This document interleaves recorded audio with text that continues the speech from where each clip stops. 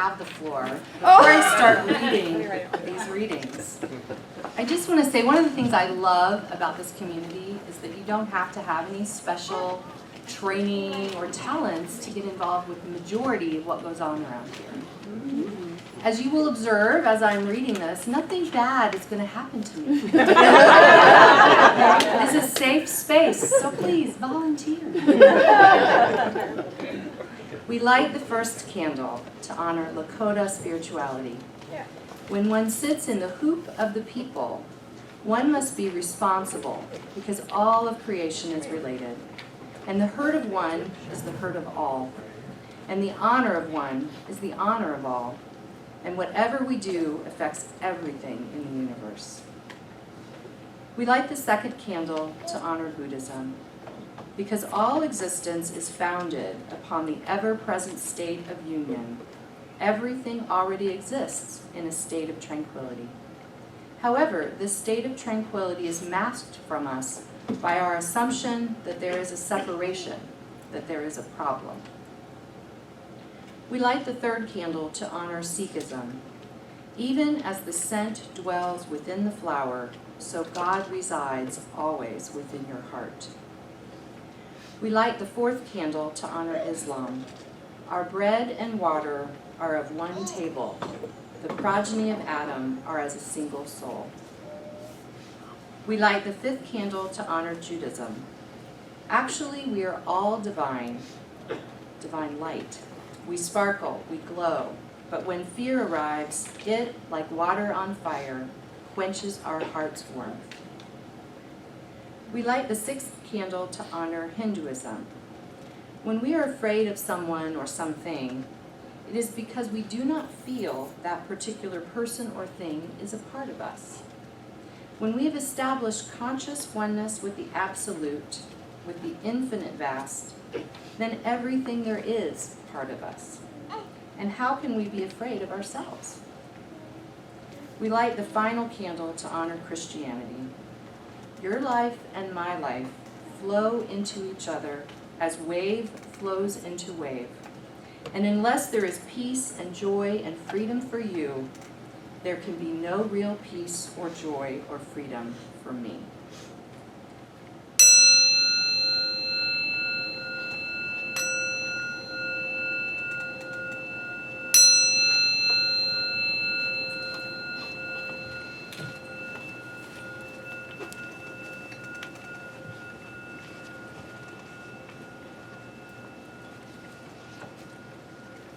Our reading today is from our founder, Ernest Holmes. Everything that lives proclaims the glory of God. Every person who exists manifests the life of God. There is one spirit in which we live, one mind by which we think, one body of which we are a part, and one light that lighteth every man's pathway.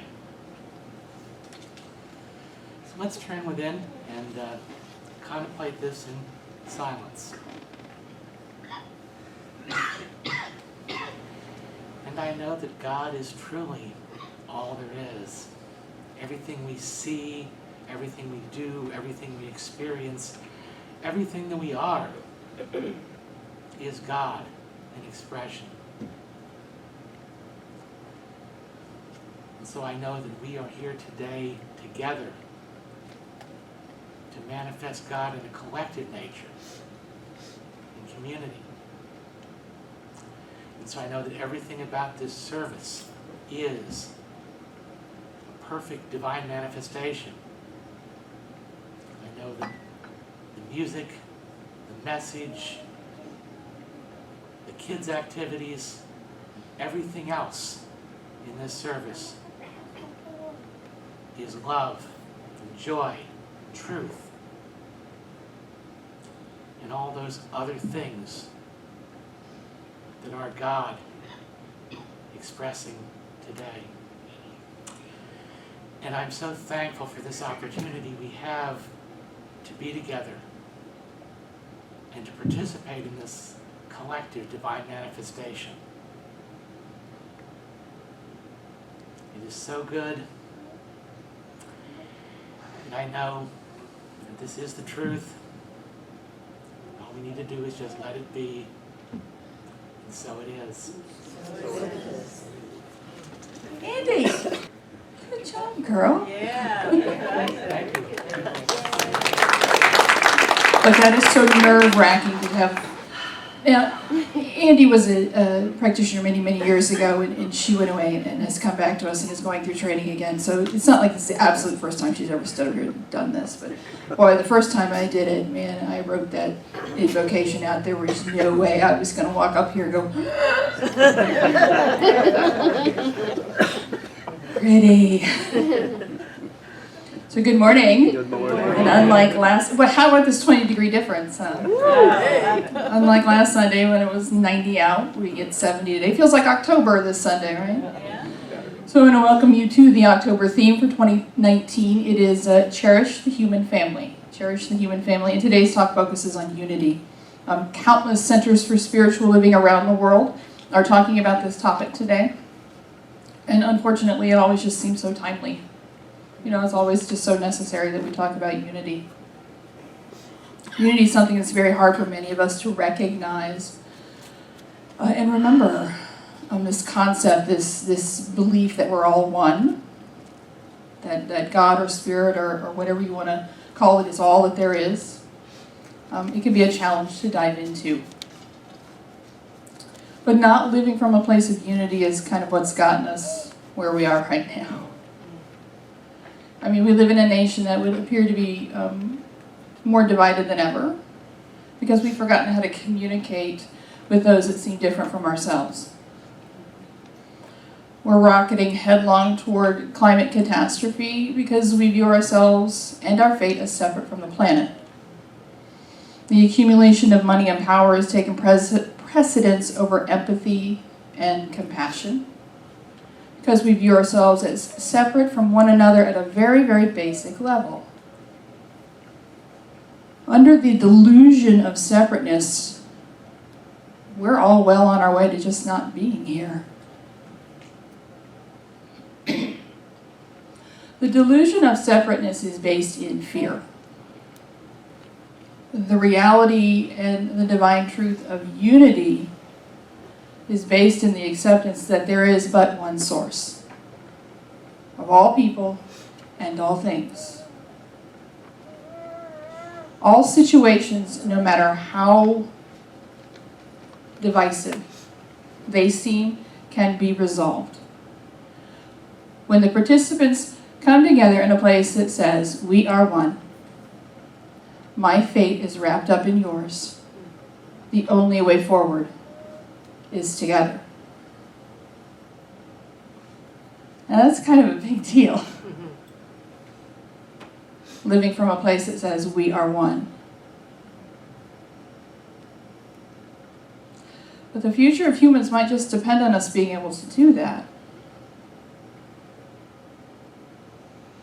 It's vitally important that we each do our own work in our own consciousness to bring us to the divine truth of oneness. Because we will then invariably be called out into the world to live from that place of oneness and to help heal our reality.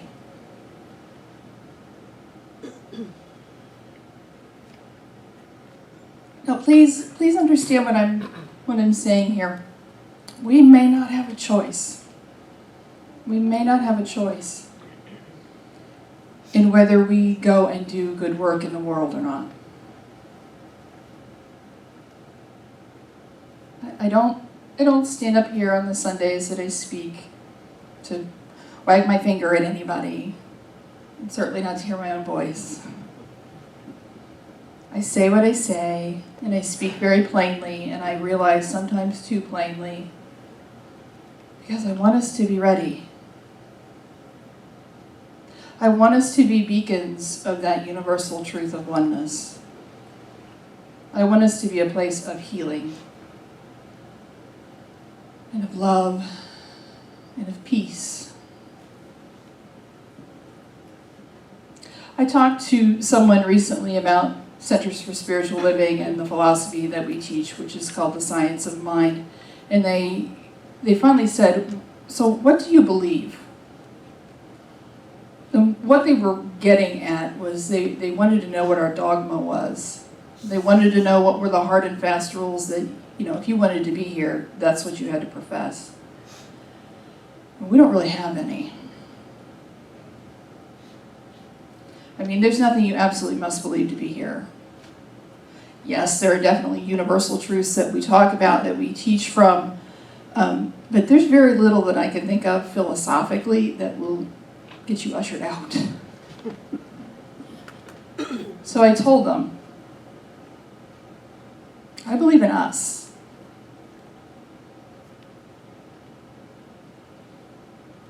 There's no one else to do it. It's us.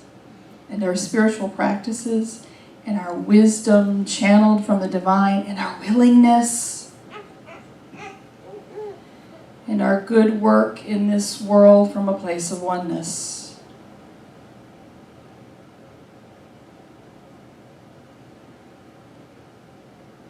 Maybe human beings don't deserve my faith. But I don't know what else to believe in. I don't know who else is supposed to save us.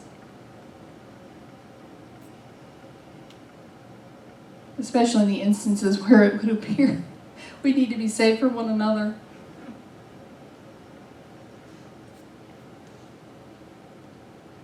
Ernest Holmes, the founder of our philosophy, said this. Was this actually our reading, I think? Unity is the basis of all that there is? No, thank you. I didn't see the reading. Unity is the basis of all that there is. There is but one God, but one mind, but one spirit, and but one power. When I embody myself in my thoughts selfishly, I am separating myself from that which I think would be my good. You may think this is a very subtle thing and could not be the reason for so much trouble. It is the foundation of most of our troubles. I am unconsciously separating myself from my good.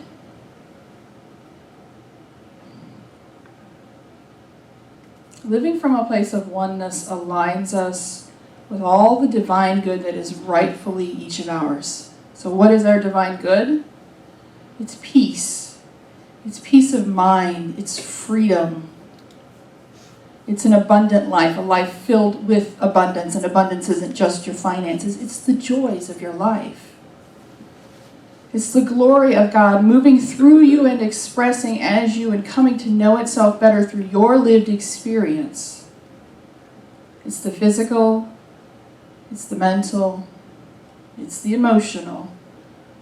It's the spiritual. We live our best life, and we can help save everything when we live from a place of oneness, from a place of unity. So how the heck do we do that, right? The book being used for this month is called The Principle of Oneness by Russell Anthony Gibbs. And in it he wrote this. Choose to love every facet of yourself unconditionally. You are a complex, multidimensional being, and loving yourself requires identifying, accepting, and loving all of your seemingly separate parts. That includes your personal self, the broader self, which he defined as other people,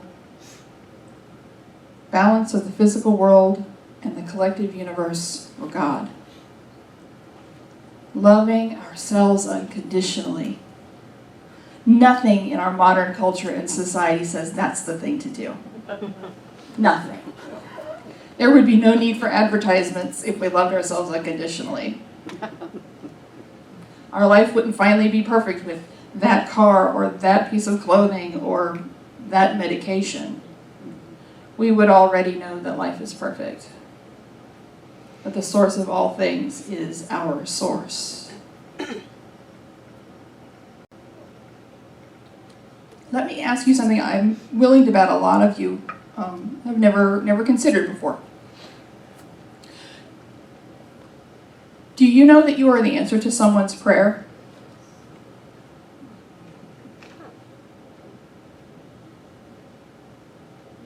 When was the first time you realized you were the answer to someone's prayer? Not because of what you did or what you had, but simply because of who you are. You are the answer to someone's prayer.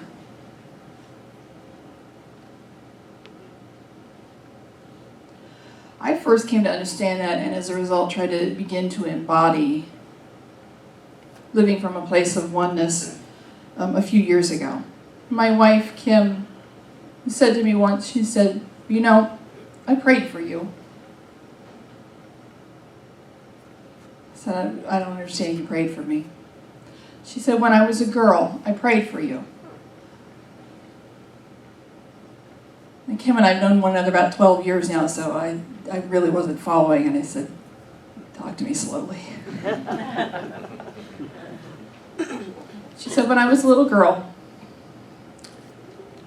growing up in Florida, I would climb up on top of the carport at night and look at the stars, and when I would see a shooting star, I would pray for someone to love me just as I was." She said, "I didn't know I was praying for you, but I prayed, and it's you."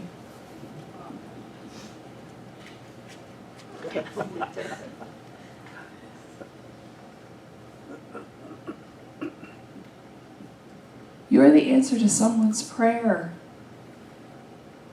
You might not know it, but I know it for you. I will know it for you until you know it for yourself. You are the answer to someone's prayer.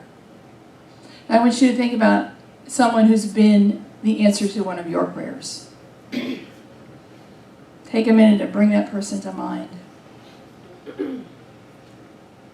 And do you love them in some conditional, limited way? I bet not. You're the answer to someone's prayer too. Why would you love yourself any less?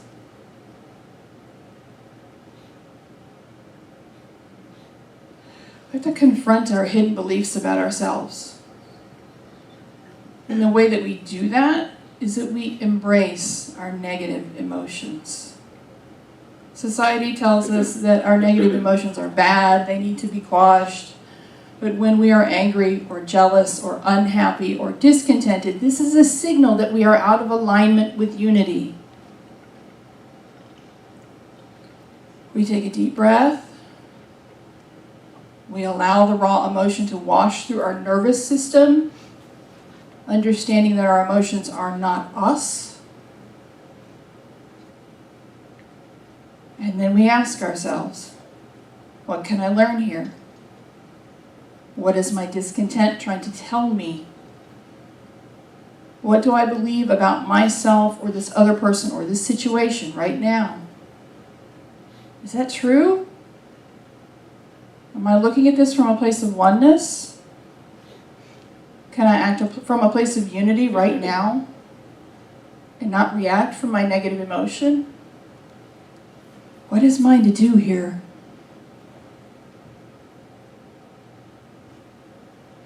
Quite often what is ours to do in these situations is to get clear in our own minds about who we are, where we come from, and how we want to be in a situation.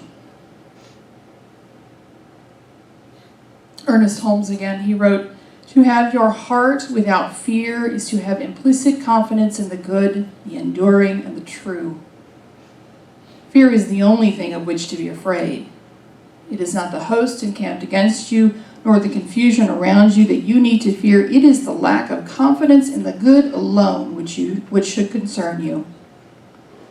Through inner spiritual vision, you know that good alone is permanent and all else is transitory. You know that right finally dissolves everything opposed to it. The power of spirit is supreme over every antagonist. Therefore, you should cherish no fear. And when you neither fear nor hate, you come to understand the unity of life. Cherish no fear. Cherish no fear. Merriam-Webster defines cherish as to hold dear or to keep and cultivate with care and affection. But it's the second definition that caught my eye. To entertain or harbor in the mind deeply and resolutely. To entertain or harbor in the mind deeply or resolutely. There are things that are floating around deep inside of us that we believe about ourselves and others and our society and our culture that we are entertaining and harboring deeply and resolutely. I am unworthy of good things because of this. Those people are bad because they are this way. We will never have peace on earth because.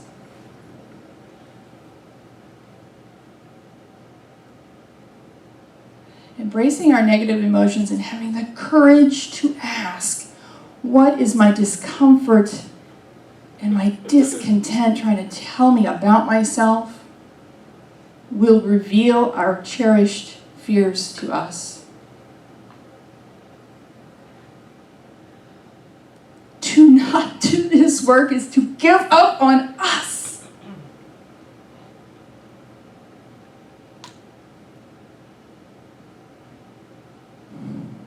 Look, if you want to just hang out and wait on the napalm cloud, I get it. Embracing our negative emotions, facing our cherished fears, raising your hand and saying, yes, I will lead. That's hard. That's hard work. And a lot of us are exhausted right now. But the rewards far outweigh the work.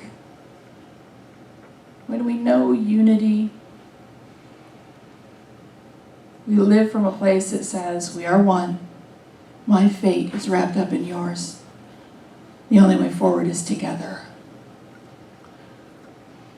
We can expect to know peace when we live from that place. We can expect to know peace of mind when we live from that place. We can expect to know abundance of every sort in our lives when we live from that place. We can expect to have fewer and fewer cherished fears.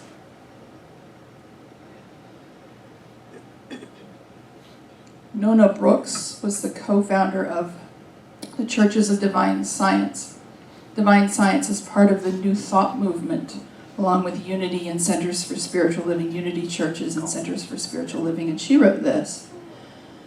She said, since unity is the basic principle of universal expression, let us base our living, our thinking, and our doing upon this law. When we live true to basis, the hard experiences of the external pass away and our days grow restful, free, and full of joy. That which we experience in the spirit of unity cannot limit us. That which we experience in the spirit of unity cannot limit us. Because unity is not uniformity. No two of us are alike. No two of our life experiences are alike. You are not less because of how I am, and I am not less because of how you are. Unity means that everything, including all of us, and the jerk that lives next door, comes from the same divine source. One life flows through everything. And it's never the same because none of us are the same. Diversity is capital D divine in nature.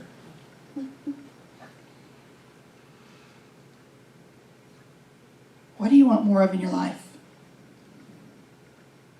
Unity is the pathway. What do you want more of in the world? Unity is the pathway. Are you willing to prepare yourself to be a beacon of light and hope and peace? Unity is the pathway. Is embracing your negative emotions and facing your cherished fears, your biases, your unfounded beliefs, the lies society and maybe your family has told you all your life. Is that work you're willing to do? Peace is the reward. Freedom is the reward. Abundance and joy are the rewards. We are one.